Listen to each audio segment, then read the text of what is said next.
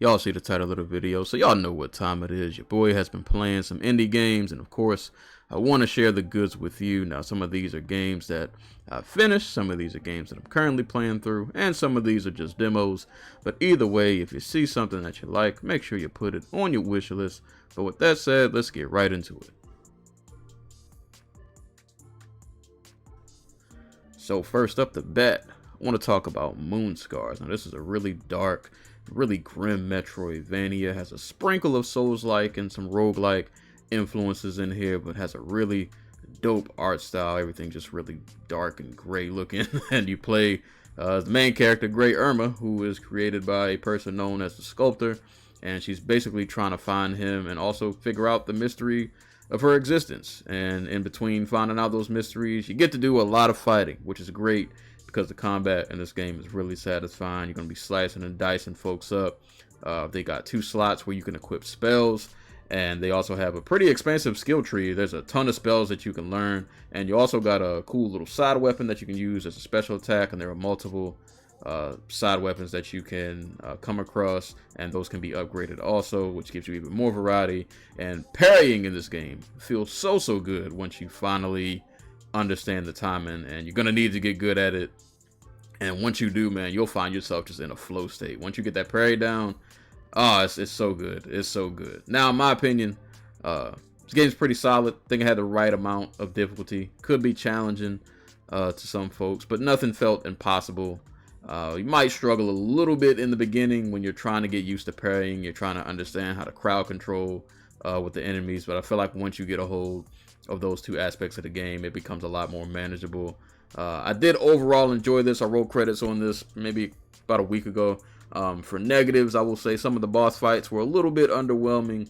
I wouldn't say they were bad, but just none of them really stood out all that much. But all in all, I really enjoyed this. And it's not a very long Metroidvania either. I think I finished this in under 10 hours. I think I was at like 9.5 hours when I finished this. But if I want me to do a full review of this, let me know in the comments, because I could go a lot more in depth. This game actually had a lot more going on than I thought it would. But those are kind of just my basic feelings of it. But if you like Metroidvanias, I think you should definitely check this one out. Now, I've heard different opinions on Ghost Song, and while I can definitely say that this game does have its fair share of flaws, I enjoyed it actually a lot more than I thought I would. I enjoyed the exploration aspect of this game a lot. It is a Metroidvania, and it doesn't really hold your hand. They really just kind of let you go and be free. You get dropped off on this planet, or I should say you wake up on this planet. You don't know what's going on. You don't know who you are, and you just kind of off to explore and kind of figure out the mysteries of the planet. And along the way, you're going to meet, inhabitants of the planet. You're going to come across a crew who's kind of stranded there. And as you talk to them and get the context of, their stories, you kind of get to figure out and piece together the bigger picture. And I don't know, I had so much fun just running around in this game and just kind of just getting lost. And something about the atmosphere of this just really had me hooked. Now, the combat, not the greatest. I don't think this is the smoothest game when it comes to movement or platforming, but solid enough to get the job done. You get a little blaster gun that you can use, and when it overheats, you need to switch to your melee attack. And there are different melee attacks that you can get when you find different side weapons, so that gives you some variety with the combat, and different items you can find and upgrades and things that'll give you, little passive traits that'll help you out. But yeah, I had a lot of fun just running around in this game, just getting lost, just exploring, man. I really found like a comfort in this game, and it kind of let me overlook some of the things that I didn't like, or things that I thought maybe needed improvement. So I just got lost in the atmosphere of it all. But yeah, this is a pretty solid Metroidvania. Like I said, not the best Metroidvania. It definitely has its flaws. I do wish the boss fights were a little better, but there are a lot of boss fights to find in this game. This game does reward you for exploring. But yeah, a little rough around the edges, but I still had a really good time with this one. Wrote credits on it about a month ago, so I wanted to put this in the video. But yeah, Ghost Song, if you like Metroidvanias, I'd say if you can catch this one on a sale, I think it's more than worth your time. Now, if you know me, you know I'm not a huge turn-based RPG person, but I saw this pixel art for this game called Artis Impact, and I had to try it, so I gave it a whirl. And yeah, no, this game's pretty good. Demo's pretty solid.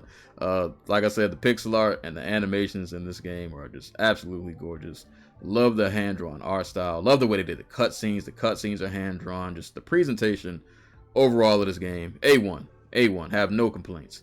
Important thing to note, if you do play the demo, it is kind of like defaulted to an easy mode, so encounters won't be hard. You don't got to worry about grinding or anything of that nature. I feel like the demo really just is here to give you a feel of what the game is and what you'll be getting into.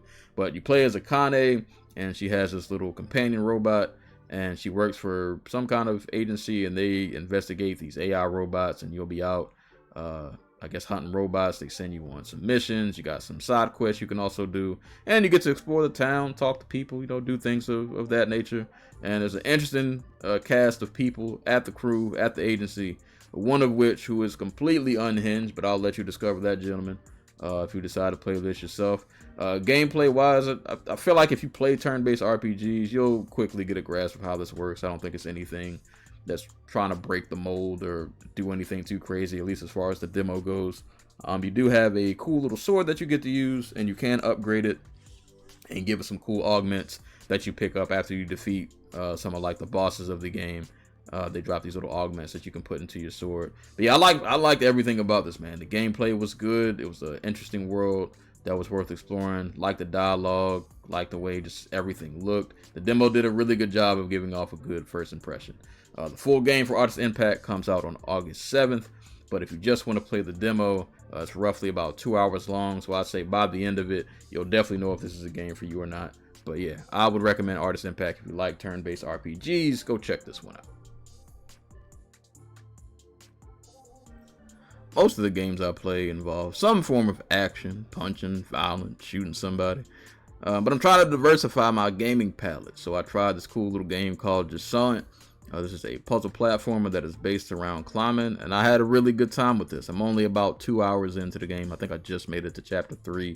But this has been a nice change of pace from what I normally play.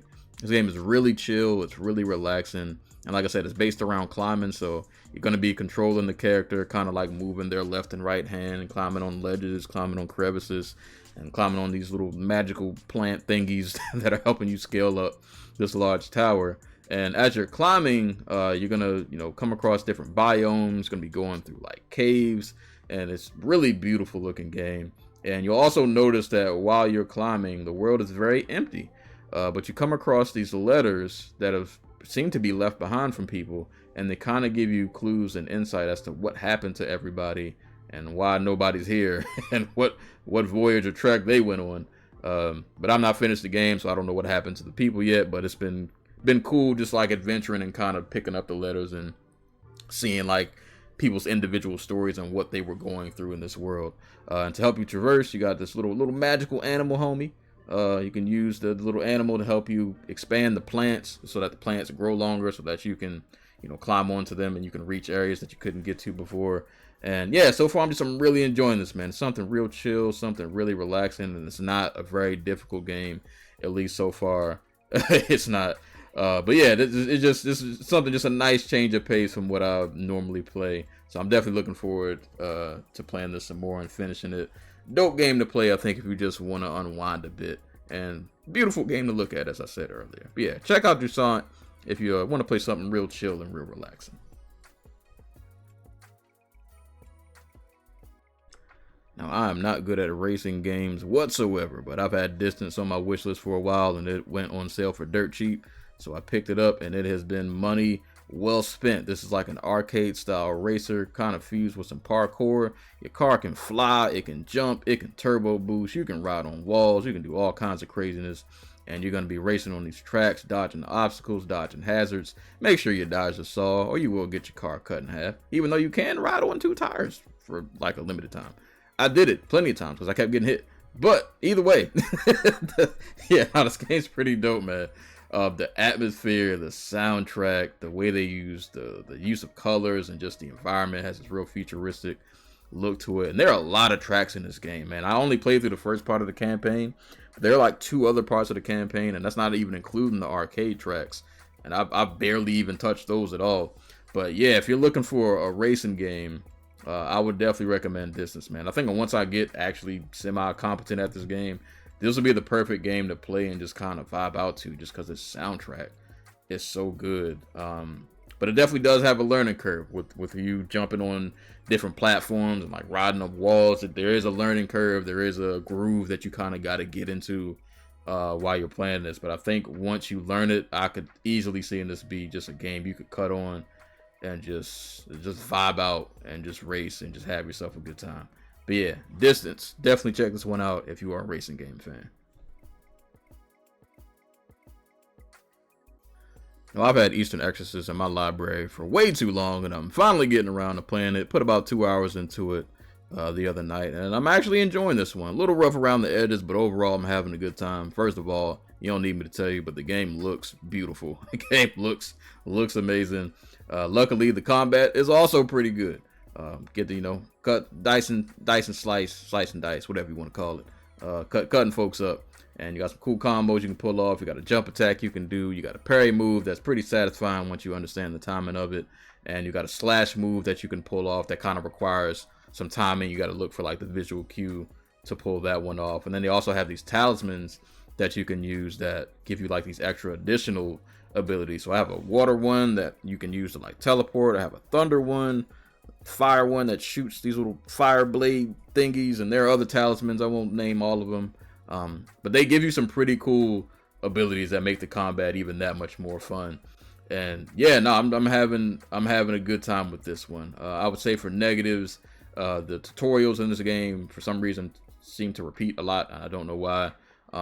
There's a dispel move that you have to do, which makes sense because you're an exorcist. So you have to dispel some of the enemies to like officially kill them. But I swear there are times I'm pressing the button and it's just not reading my input.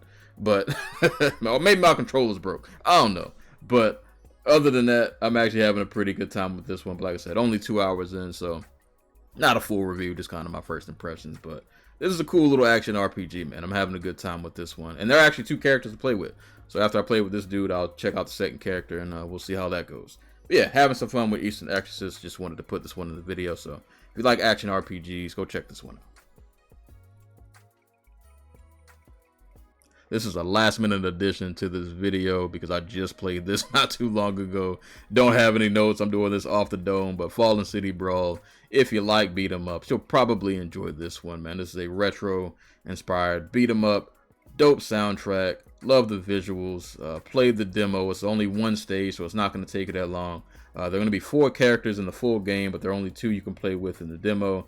But yeah, I mean, it's standard beat 'em up affair, though they do some different things with the combat. So I would say check out the tutorial to see the different kinds of moves that you can pull off. And I like what they did with the special moves. You'll notice the little crystal meter that's underneath the health bar. When you fill that up to a certain part, you can pull off some pretty dope special moves. But yeah, other than that, this is a pretty standard beat 'em up affair. If you like beat 'em ups, you'll probably enjoy this one. The full game is coming out on August the 12th, 2025. But demo is available now. And like I said, it's only 1 stage, so it's not going to take you that long to get through. But yeah, Fallen City Brawl, just wanted to give this one a mention. If you enjoy videos like these and you want more recommendations for indie games, make sure you check out another video that I did discussing more indie games that I played similar to this. I'll leave a link to that in the description below. And if you want to see me play indie games like this in real time, as well as other games, check me out on twitch.tv/Serial Sensei. But that's all I got for today. Y'all stay safe, y'all stay hydrated, and I'll catch you on the next video.